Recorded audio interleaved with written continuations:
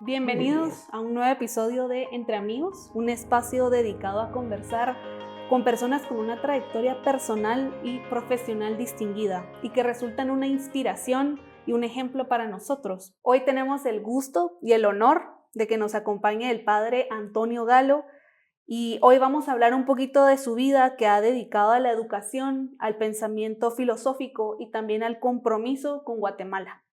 Su llegada a Guatemala en 1961 marcó el inicio de una labor que ha dejado una huella en múltiples generaciones de estudiantes y de la misma historia de la Universidad Rafael Landívar, de la cual fue uno de sus fundadores.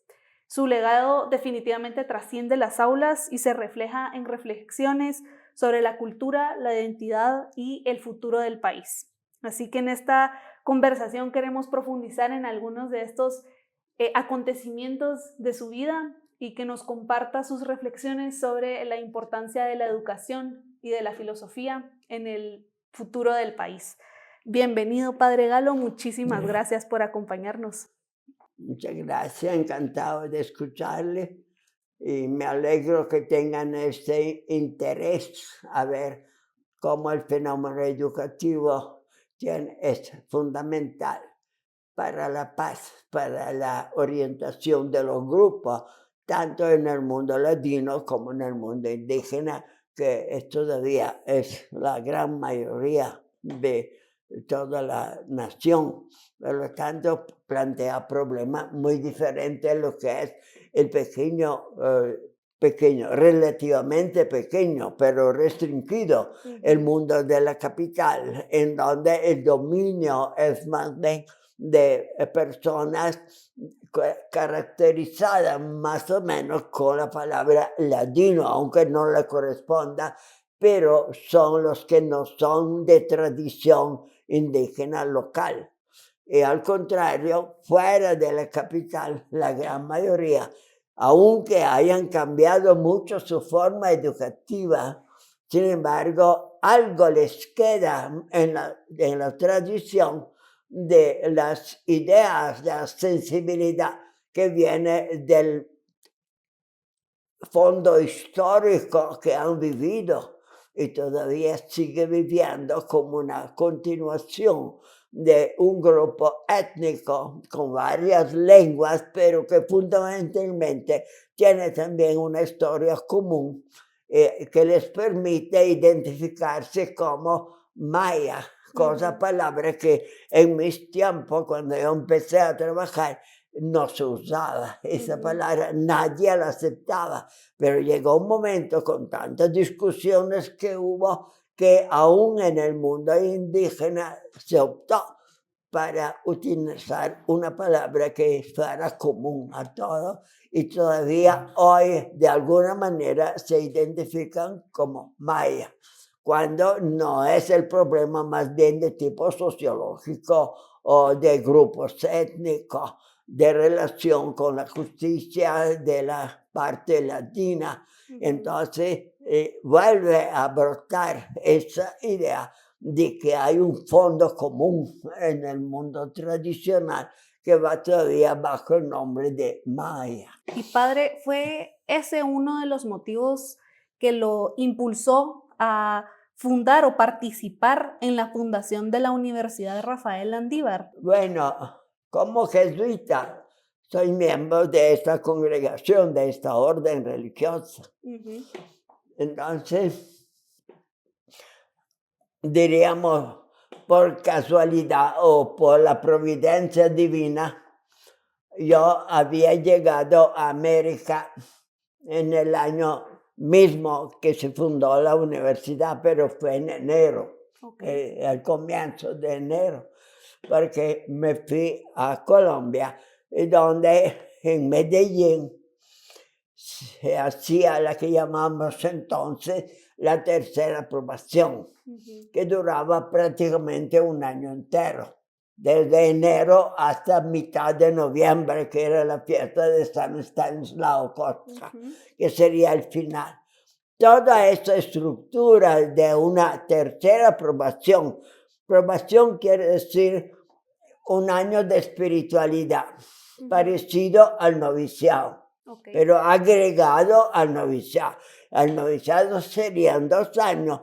El último sería el de tercera aprobación, 2 más 1. Es decir, el de tercera aprobación sería el final de todo lo que podría ser la formación del jesuita, cuando ya entra en el trabajo.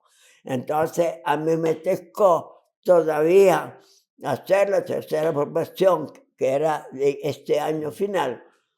Yo estaba en Europa todavía cuando le escribí al padre general, porque el padre estaba proclamando que quería que jesuitas se ofrecieran para Latinoamérica. ¿Y cuál era la razón? No se asuste, porque luego no se consiguió esto, pero la intención del padre general era enviar jesuitas de Europa o de otro lugar a América para contrarrestar esta ola de invasión de los evangélicos, protestantes de diferentes categorías. Esto era una idea general. Pero dentro de esta idea, yo me ofrecí, diciendo yo estoy acostumbrado, había estudiado 4 años en Barcelona de teología. Y en esa época en Barcelona llegaron varios jesuitas expulsados por el dictador de Argentina, pero ellos venían de Bolivia, venían de algún otro lugar. Regresaban a España, pero expulsados, tanto de Argentina como de algún otro país de ahí, de Bolivia, etc. Entonces, yo sí, estando allá, estudiando en Barcelona, se llamaba San Cugat el lugar, estaba cerca de la ciudad, al otro lado del monte ese grande que donde está apoyada la ciudad, al otro lado estaba este Máximo, que se llamaba entonces, que luego desapareció. Y había filosofía y teología allá. Entonces ahí llegaban estos expulsados. Entonces la idea de que era necesario, como el padre general quería, de ayudar para Latinoamérica, esa ya había nacido ahí. Luego, después vino la ocasión de solicitar al padre general. Entonces la respuesta fue positiva, váyase a América, pero siempre dentro de ese sombrero grande que está la invasión. Entonces, de alguna manera puedo decir que el ideal fue frustrado, porque no solamente lo detuvimos, sino que aumentó y se multiplicó esa invasión de lo que se llaman pues evangélicos o grupos de esta clase. Pero de todas maneras siempre era una presencia. Y el hecho de que coincidió con la idea de abrir una universidad católica estaba dentro de este esquema. O sea, la universidad venía a ser un modelo de pensamiento superior para apoyar la debilidad, digamos, de la iglesia, teóricamente hablando, o sea, la parte más especulativa. Entonces, de alguna manera, la universidad se fundó con la idea de levantar una defensa católica en contra de ese tipo de invasión, sobre todo teniendo en cuenta la parte teológica, la parte especulativa, o sea, defender con una doctrina católica fiel al Papa, los obispos y todo lo que era la iglesia. Esto fue la idea nuestra desde el comienzo. Naturalmente, no teníamos nosotros como jesuitas la capacidad de organizar eso, entonces fue la base del nacimiento de la Rendiva fue la unión con los laicos, porque los que realmente intervinieron para organizar esa entidad nueva, porque entonces no había universidades privadas, Fue la primera. Y con toda la dificultad que la Universidad de San Carlos se sentía en lo absoluto y no admitía a otros. Tuvimos que tener la paciencia. El Consejo de la Universidad de la USAC tuvo que elaborar un reglamento, una ley de universidades privadas, con la idea de que hubiera la posibilidad de crear otra.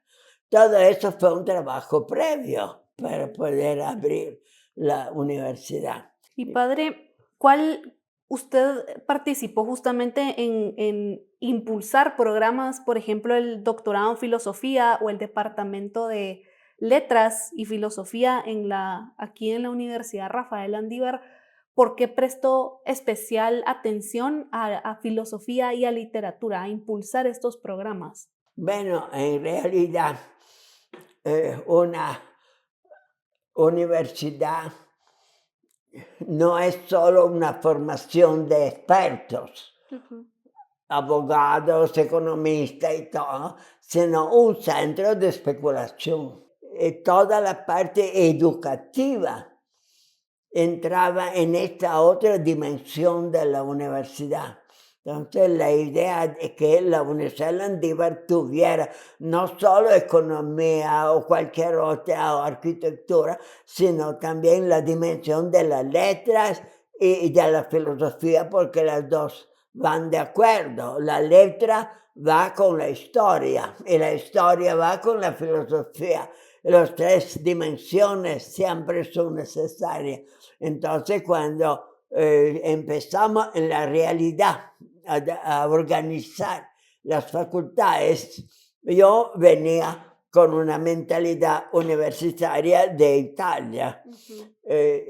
Las facultades estaban bien definidas. Ahora sí cambió mucho la parte americana con sus escuelas de formación.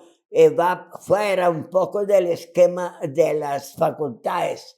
Nosotros seguimos en realidad la facultad de Derecho, la facultad de Economía, la facultad de Humanidades.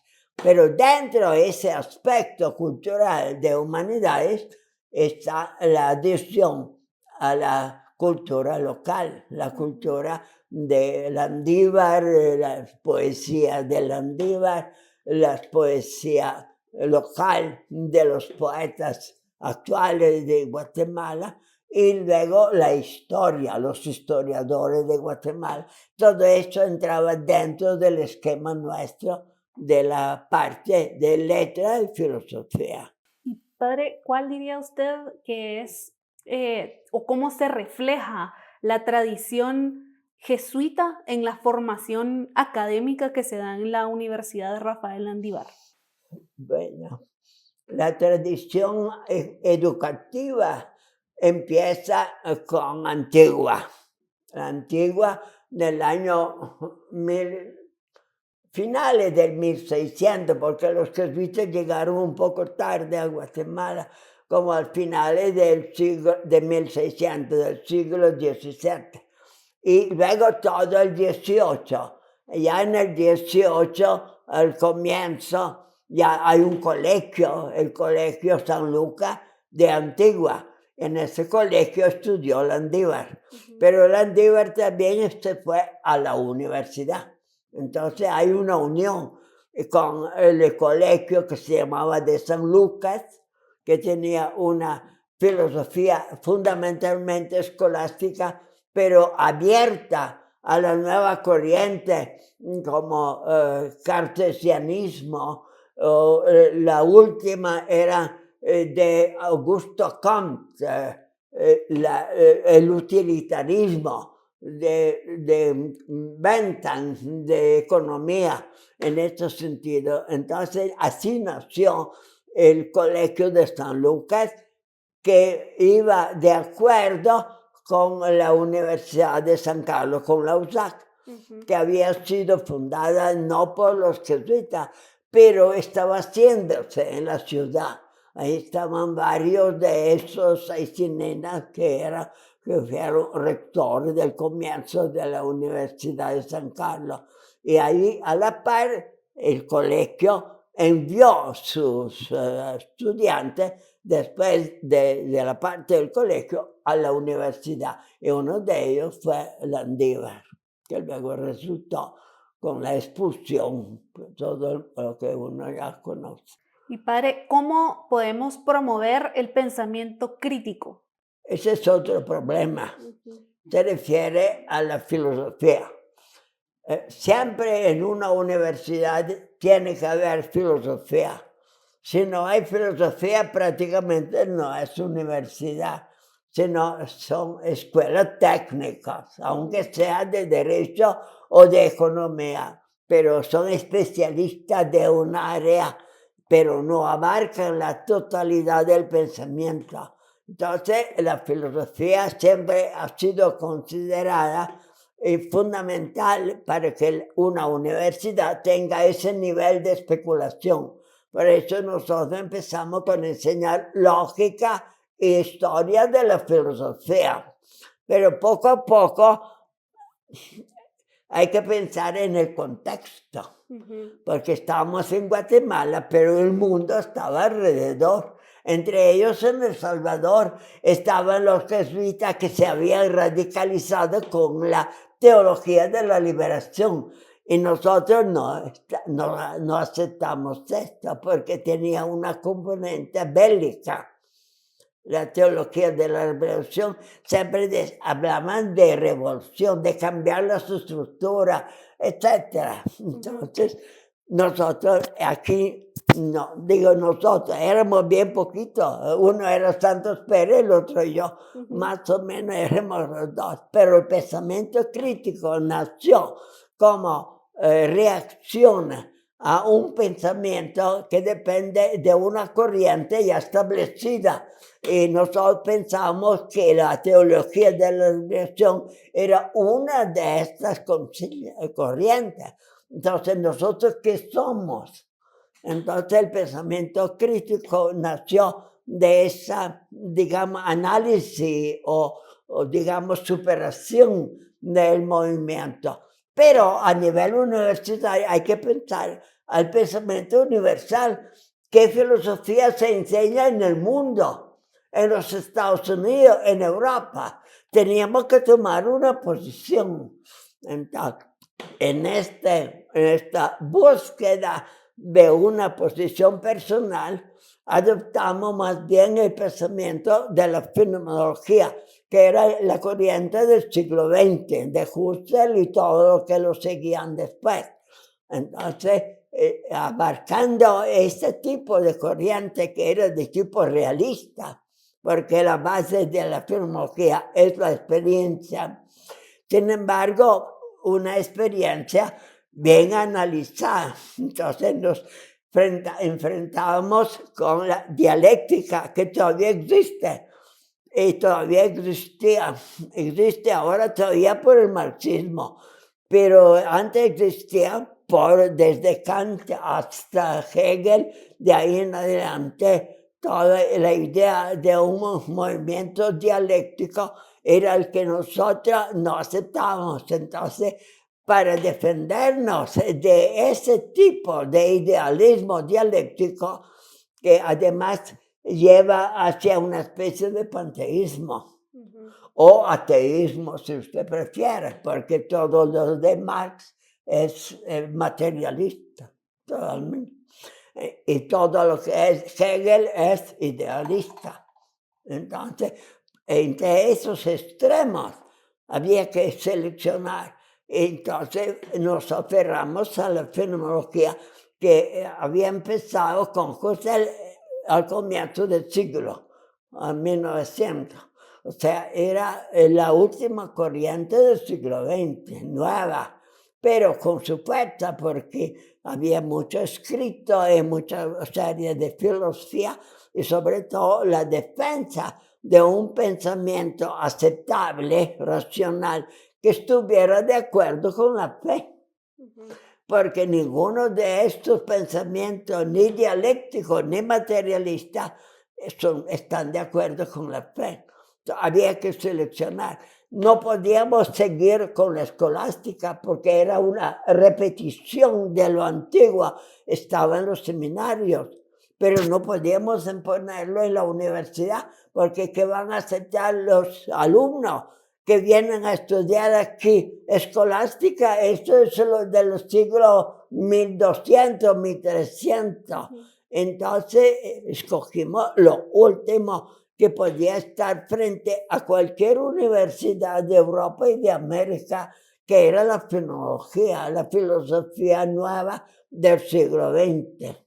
Y entonces ahí nació el pensamiento crítico. Crítico de los que son dialécticos o de los que son materialistas, o la otra corriente que la de Norteamérica, que venía de Inglaterra, que era el análisis del lenguaje, o sea, la filosofía del lenguaje, que se llama también el empirismo lógico, o filosofía crítica también. Entonces, entre este conjunto de contraste, escogimos una línea que tuviera un carácter completo y fuera defendible y estuviera de acuerdo con la fe. Claro. O sea que la fenomenología de todas esas corrientes puede aceptar la fe sin ningún problema.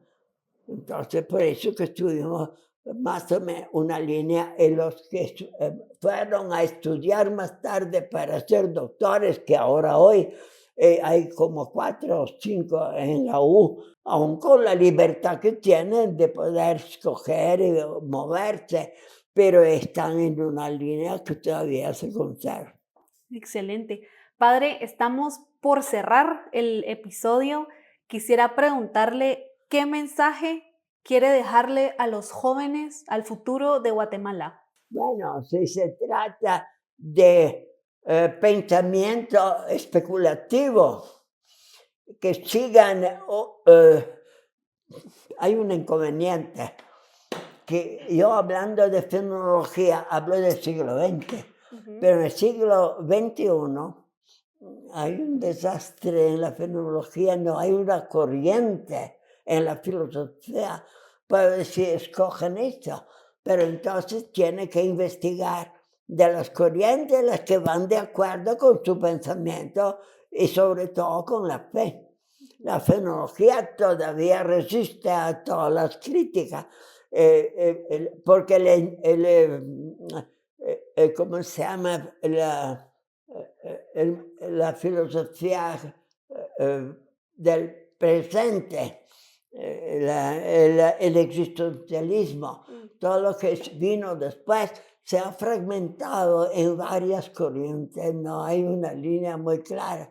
Entonces el pensamiento crítico todavía resiste. Puede ser crítico de la corriente que tú defiendes, pero crítico también de todos los demás. Entonces te da ese equilibrio de poder escoger libremente, porque el futuro está en la mano de Dios, a ver qué va a suceder, pero la base sí la tenemos, que es una corriente realista, pero no es escolástica. No es como la de los salesianos, digamos, que siguen todavía en lo escolástico, o algún otro que puede inspirarse a los Estados Unidos, que es una filosofía del lenguaje, pero una filosofía sin contenido, una filosofía que tiene grandes moralistas, pero nos falta una base teórica. La fenomenología tiene que estar con la moral, la conducta, pero sobre la base teórica. Y esto es lo que a veces falta. En la filosofía americana hay grandes moralistas que enseñan en todas las universidades, hay profesores de moral y tienen su libro, capítulos sobre los valores, exactamente como yo he trabajado con los valores. No hay diferencia porque no hay una coherencia final de cuál es el fundamento último, que es la filosofía teórica, para poder hablar de la moral, de la conducta Todo eso es una serie de problemas que hay que tenerlos en cuenta, que todavía existe. A mí, ahora que cuando fui a Italia, luego regresé, y ahora que estaba con tantos, cumpliendo años, con estos filósofos que tenemos enseñando, todo el mundo me invitaron, estuve en diálogo con ellos, porque veo que están muy orientados, o sea, tienen buscando siempre tener una base, esto es la filosofía. No pueden regresar si el pensamiento crítico les permite defenderse de esas desviaciones y al mismo tiempo tener una libertad para seguir creyendo. Creyendo, pero mirando la realidad, que es la fenomenología, partir de lo real. Está el mundo indígena, las diferentes culturas, está el mundo latino, problemas de la ley, de la justicia, de los grupos de presión de tipo. Todo eso es la base de la cual la filosofía tiene que partir para poder dar su propia solución. Claro. Padre, ¿cómo podemos mantener a Dios como centro de nuestras vidas, sobre todo cuando nos enfrentamos a estas nuevas corrientes académicas? Hay que recordar, hablando desde el punto de vista mío o de mis hermanos, somos religiosos. Siempre un punto de vista es la fe. Entonces, la fe no se funda en la especulación humana, sino en los evangelios, en lo que tenemos de la historia. Entonces, si uno quiere desarrollar su pensamiento, pero tiene como una guía colateral que es la de la fe, que el pensamiento no vaya a contrastar con la fe, porque la misma persona es filósofo y es creyente, las dos cosas. Es creyente por la historia, los evangelios, y es filósofo con la mente que Dios le ha dado.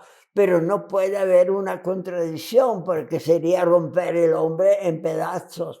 Tiene que ser la misma persona que la misma fe, acepta la fe, pero tiene la libertad de mirar así la sociedad y a ver cuánta injusticia hay. Y hoy día es muy difícil porque ve cómo están las guerras y no hay guerra declarada, y sin embargo hay muertos por arriba y por abajo todos los días. Esta es la situación, así que la pregunta se vuelve muy difícil porque no pide que yo le conteste a eso. Hoy día es sumamente complicado todo por esta voluntad de que se imponen y hacen y mandan un ejército y no hay nadie que los pueda cambiar. Estas guerras no declaradas y víctimas que mueren, pero que nadie se declara culpable. Pero esto ya es otro discurso. Muy bien. Cuéntame, ¿tiene alguna pregunta más? Hemos terminado, Padre Galo. Muchas gracias por habernos acompañado. No sé si usted quisiera decir algo más. Pues le felicito por su interés, que miran al futuro, porque también los filósofos de la U, que hay como cuatro o cinco, han sido mis alumnos. Me invitaron a una cosa, ¿cómo se llama eso ahora? Algo de difusión. Hicieron también con sus preguntas, porque también ellos son inquietos. Gente que ha estudiado, que se ha formado aquí, licenciado. Uno estudió en Boston College de los jesuitas, otro estudió en Chicago también de los jesuitas, otro estudió en Frankfurt con una universidad y todo. O sea, todo esto existe, pero tienen buena voluntad. Pero ¿en qué se apoyan? El pasado ya es pasado, el siglo XXI es así fragmentado. No sé, realmente es muy difícil decirles qué va a ser en el futuro. Lo importante es que sigan con el pensamiento crítico, en el sentido que hay una base fenomenológica, pero se puede desarrollar últimamente. Esa sería la idea. Muchísimas gracias, padre. De verdad fue un gusto hablar con Bueno, usted. gracias por las preguntas.